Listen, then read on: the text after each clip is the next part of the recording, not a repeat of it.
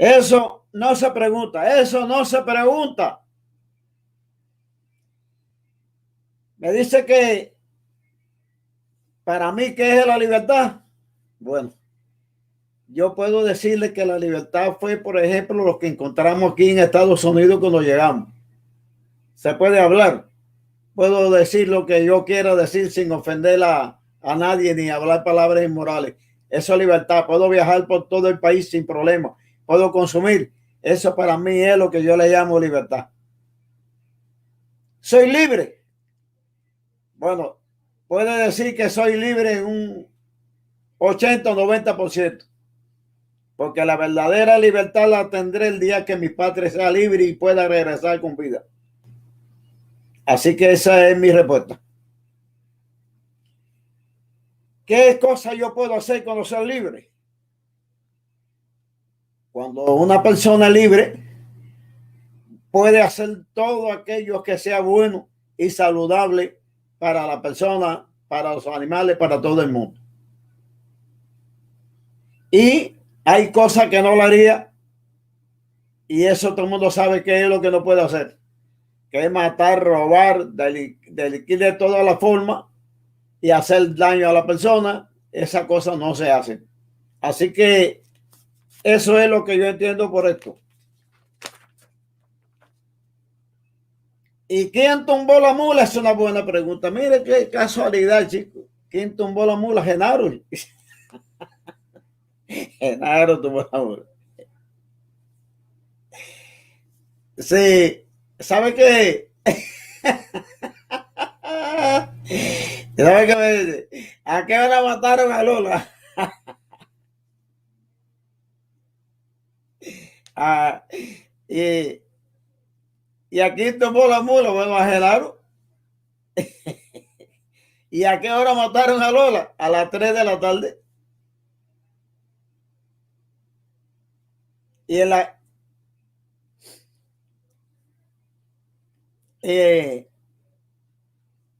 me pregunta acerca de qué es un represor.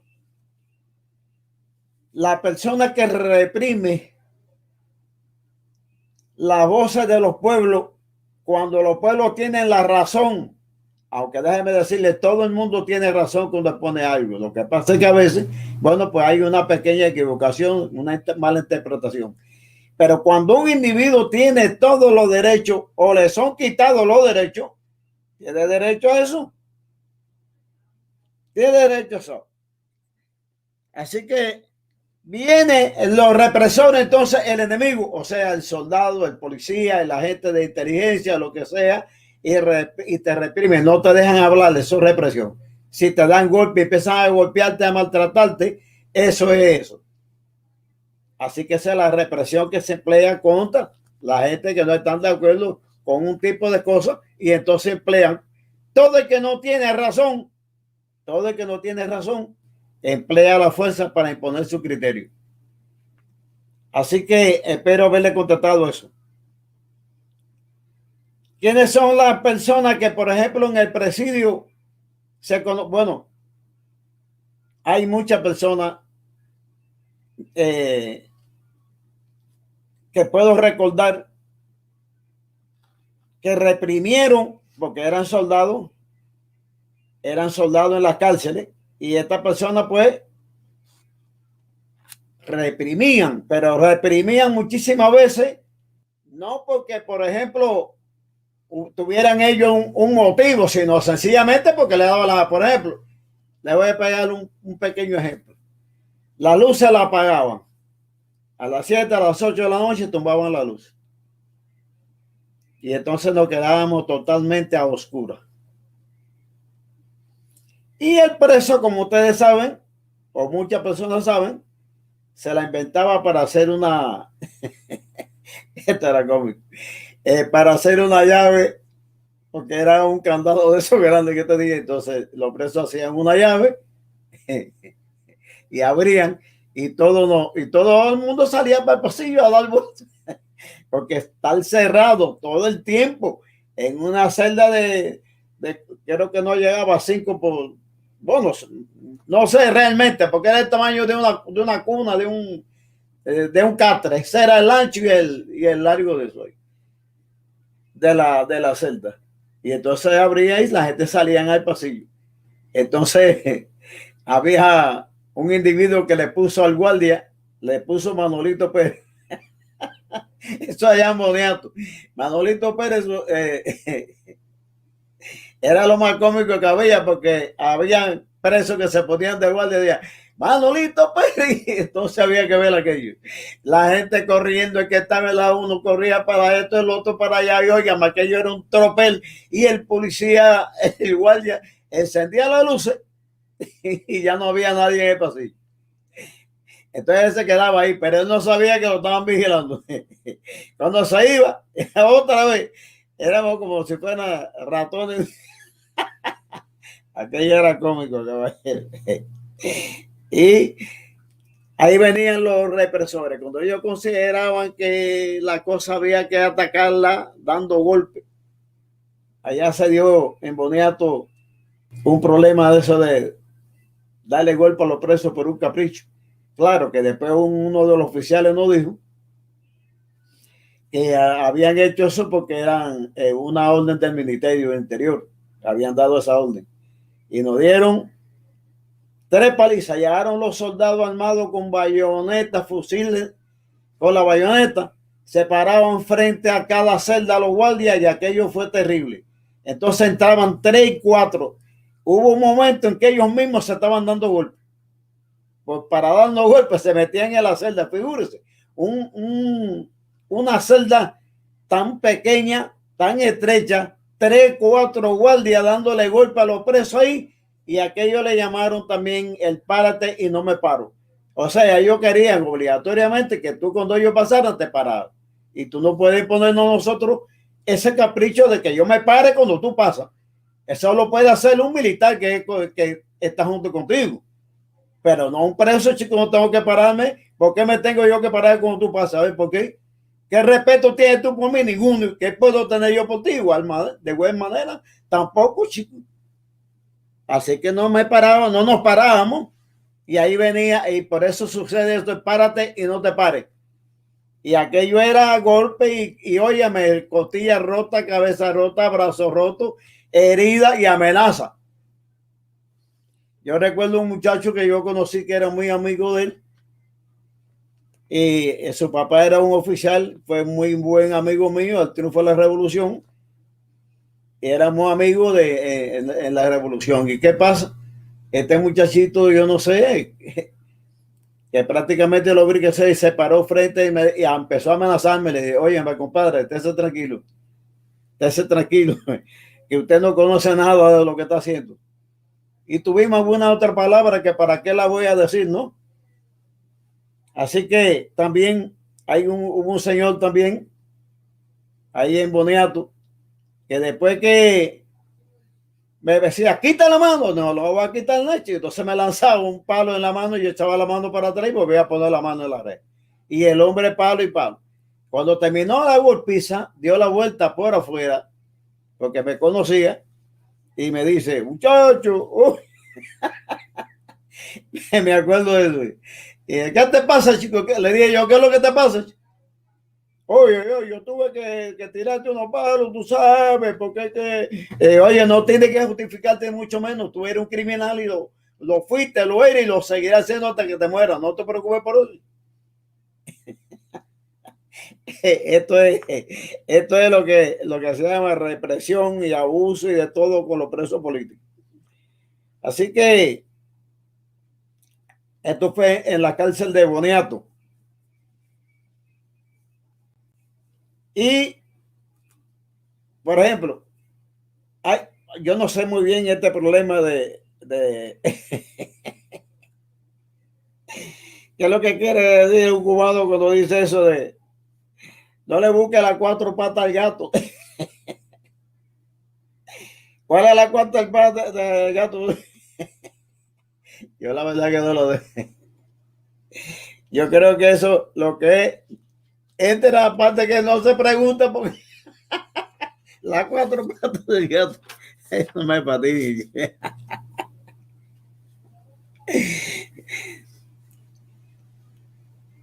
Bueno,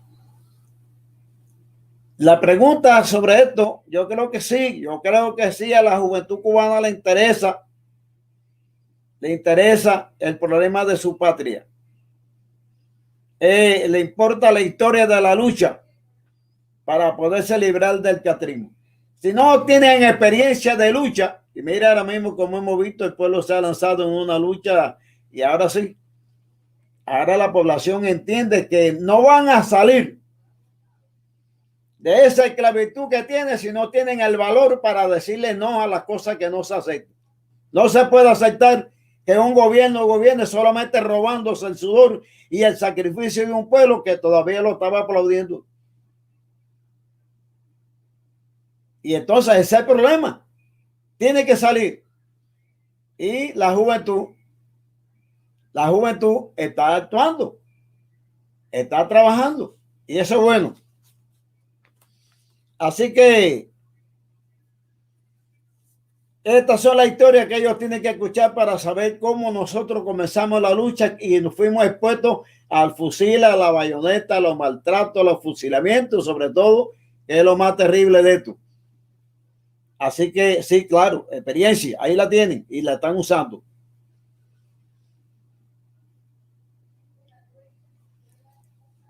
Por eso le estuve hablando hace un momento de la cárcel de Boniato, donde tuve esas experiencias que le estuve hablando, sin contar en otros lugares, por ejemplo, como el Mijial, un campo de concentración de trabajo forzado, que en otro momento le hablaré allí y le diré unas cuantas cosas que pasaron allí para que conozcan cómo se actuaba también en los campos de concentración y de trabajo forzado.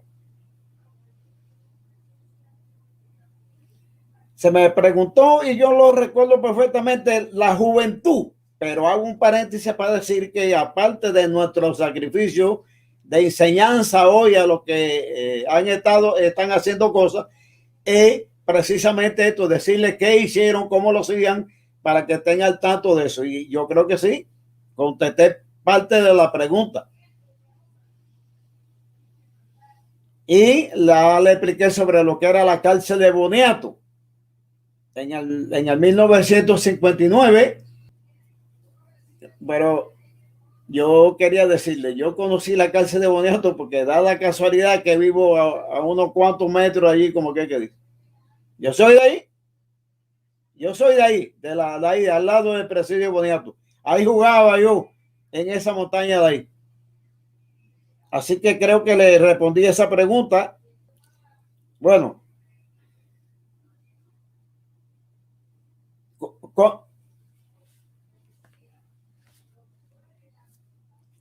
antes del 59, conocí nada menos que le voy a decir dos cosas importantes. Miren, yo conocí a Tomasevich, al comandante Tomasevich allí, que era un preso. Él era un preso común y trabajaba en la dirección del penal, pero nosotros vivíamos en esa época allá en el Cristo, a la orilla del río, ahí del lado de Maceira, y nos pasamos por acá porque yo había enfermado, estaba muy enfermo, y entonces me trajeron a casa de un tío mío que vivía pegado ahí a la prisión. Y me llevaron allí a la cárcel para que me inyectaran, porque allá había un preso común, que era el que trabajaba en la dirección, y a través de un preso común se hizo el enlace para que me llevaran allí por la mañana para que este individuo me inyectara. Y este era el que luego llegó a ser comandante Tomasevich. Así que conocí a Tomasevich y conocí a otro personaje un poco más tarde, que en cualquier momento puedo decirlo, no sé si ahora podría, pero de todas maneras también lo conocí. Allí estaba, le voy a explicar. En realidad los años yo no los recuerdo. Sé que después que eso fue cuando el problema del ataque al cuartel Moncada, que capturan a Castro, él estuvo en la cárcel de Boniato. Y yo jugaba allí con los hijos del director del presidio en todo ese terreno de ahí. porque no había ningún problema. Jugábamos ahí, tirábamos piedras y cazábamos pajaritos y eso, en la loma. Entonces, un individuo que era Fidel Castro me llamó un día y me dice, oye, muchachito, ven acá, ven acá. Y yo me acerqué allí a la reja por la carretera y me dijo, me empezó a hacer preguntas, qué es lo que había detrás de esta loma y qué había por aquí. Bueno, por todos los alrededores del presidio me estuvo preguntando. Y yo, pues, como al fin un muchacho le dije, ah, sí, por aquí se sale allá, se sale aquí, se sale por allá. Yo le di todo eso datos.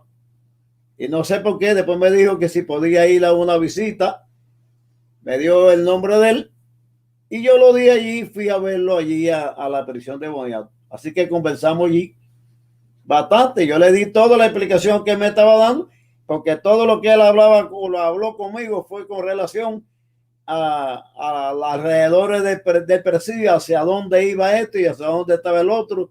Y todos esos datos, como muchachos fin que andaba por ese territorio, pues yo se lo di, sin problema ninguno.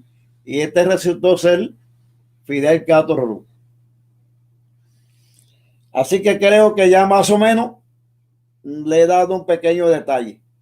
Conocí a esta persona y la persona que me llevó allí, déjeme dar su nombre también, no su apellido porque no lo recuerdo, le decían Bayamo. Así que los cubanos cuando te quieren hacer decir sobre un al que no le dan, bueno, yo no entiendo bien. Bueno, hay una frase que dice en Cuba, dice que el cubano dice, bueno, a esta pregunta dice, bueno, ¿y cuándo te quieren hacer decir sobre cualquier cosa? Dice, bueno, me da lo mismo, compadre. Me importa un poco, me da lo mismo chicha que limonada. Es un dicho cubano. Bueno.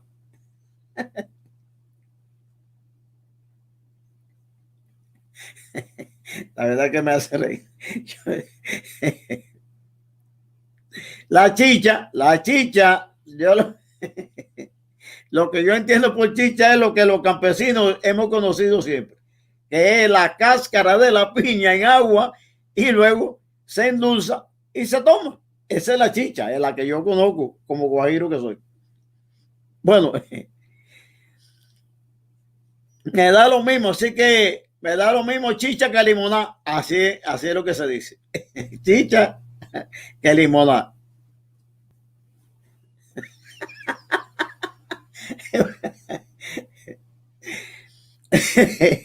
La verdad que yo resulta que yo lo que hice fue que le toqué, pero la cotorra era sorda. Y la verdad que el tren la desgració. ¿Qué le parece? Está bien, está bueno eso. Esto está cómico. Bueno, no, yo no conocí a esa persona que le llamaban charco de sangre, pero es que hay tanto individuo en Cuba del comunista que son militares que estuvieron trabajando en cárceles y prisiones.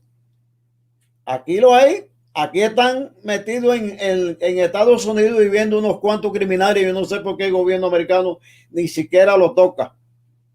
Esos individuos, si hubieran sido de otra cárcel, lo hubieran asesinado aquí ya lo hubieran metido preso. Pero parece que a esa gente no le han hecho nada ni le hacen nada. Aquí hay comandantes, aquí hay generales y ¿qué piensa la gente? ¿Qué han hecho esos generales y comandantes que hay aquí? ¿Jugaron con nosotros? No. Esa gente mataron, esa gente derramaron sangre, esa gente son charcos de sangre también. Pero nadie dice nada y a nadie le importa, ni incluso al mismo gobierno, demostrando como si al gobierno la inteligencia no le importara mucho y acepta a cualquiera sin investigar. Sin embargo, cuando yo llegué aquí, por decir nada más, al FBI, al CIA, decirle a la pregunta que me hizo sobre los estudiantes que estudiaban conmigo en la escuela, que yo le dije que por error, le dije que casi todos eran agentes de la seguridad de Estado.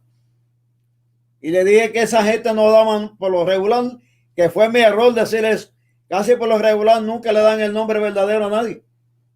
Eso lo sabemos los cubanos porque lo hemos vivido allí. Y casi el nombre, el agente del CIA me come y me mata. Vaya que el FBI se metió por el medio y le dijo, no, tú no lo puedes hacer aquí. Y se tranquilizó. Pero óigame, se paró y se pegó la nariz contra la pared y se changueó, como decimos los campesinos. Tenía que decirle obligado en los nombres de los que estudiaban conmigo. ¿Quién demonio conoce los nombres de los que estudian contigo? Puede acordarte de uno, dos, tres, y a mí que no me interesaba porque sabía que todos eran ellos. Bueno, el hombre me quiso obligar y es una falta de respeto y una ofensa. Yo era un individuo que estaba aceptado en este país, tenía todo y tuve que venir por el Mariel, pero yo fui aceptado, yo tenía la visa legal aquí con mi familia. Y me ofendió ese hombre. Porque la verdad es que eso da pena que venga un individuo, uno siempre defendiendo la libertad y defendiendo la democracia americana, que es igual para nosotros. Y que venga un individuo por decirle una cosa de eso, la cantidad de ofensas y palabrones que ese hombre me dijo ahí. Así que este es uno de los grandes problemas. Y eso es duro, pero bueno, allí volviendo al pasado, como que dice, hubieron mucha gente muchos soldados que eran asesinos que mataban. Yo puedo hacer muchos cuentos de ahí de lo que vi. Voy a callarlo porque la verdad que hay cosas que a uno le molesta. La película de Plantado, para una persona como yo y para la familia de todas esas personas que tuvimos en esa posición de plantado, uno vestido de amarillo y otro en calzoncillo,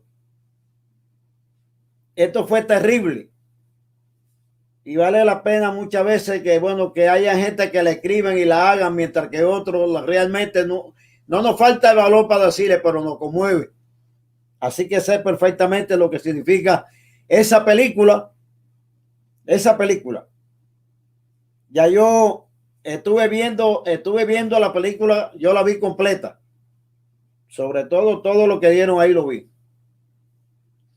Así que yo creo que me parece que se quedaron cortos sobre los crímenes que cometió el sistema. Ese fue uno de los grandes crímenes, pero hay muchísimos crímenes que cometieron con el preso político, con el hombre plantado, que no se ha dicho, y espero que ellos puedan producir y producir una nueva película o varias películas más, porque hay muchas cosas que no fueron reflejadas en la película. Y no es que esté diciendo que estuvo mal hecho, lo hicieron muy bien, muy conmovedor, por lo menos para el preso y para la familia de los presos, para que sepan lo que hemos pasado. Creo que ellos se quedaron muy pálidos.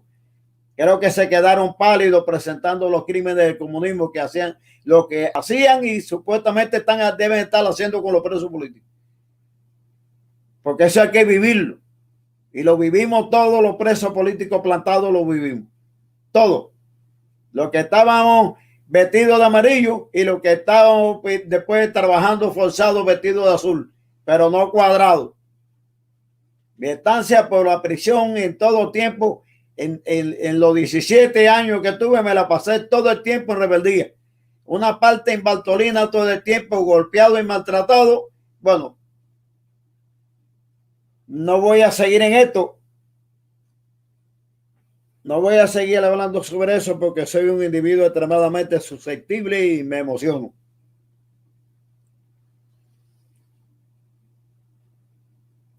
Fui un prisionero político plantado y con eso quisiera decir que basta con eso y no recordar las escenas y las cosas que sobre todo pasé yo.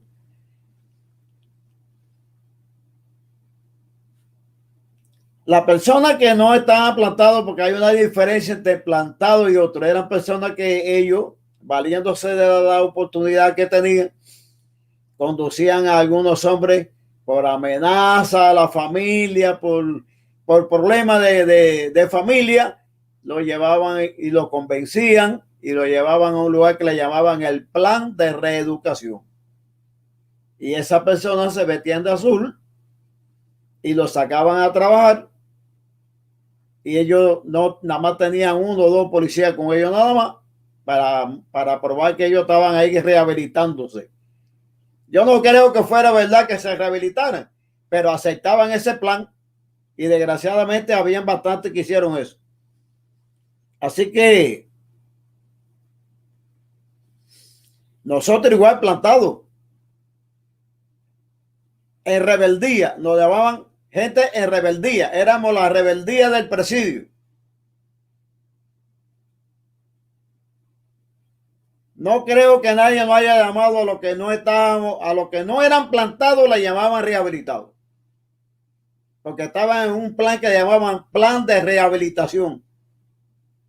Y eso no estaban junto con nosotros, ellos lo llevaban a otro lado, lo llevaban a granja.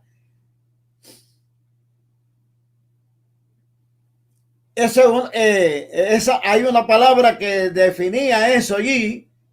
Yo no creo que sería muy bueno para nosotros decir eso, pero bueno, le decían a esa gente, le decían cuadrado, que se cuadraban como si dejaran de ser lo que eran. Pero eso no es verdad. Esa gente siguieron también su lucha, agacharon su cabeza por problemas de familia, por amenaza tal vez, y eso fue todo. Así que eso fue lo que sucedió con el presidio político cubano, en la que se crearon estos grupos, porque ellos siempre, a los comunistas siempre les gusta dividir, fraccionar. Y eso es todo. Y recuerden que este programa se llama, para terminar por el día de hoy, esto se llama Esto no se pregunta. No se pregunta. Hasta el próximo programa, amigos.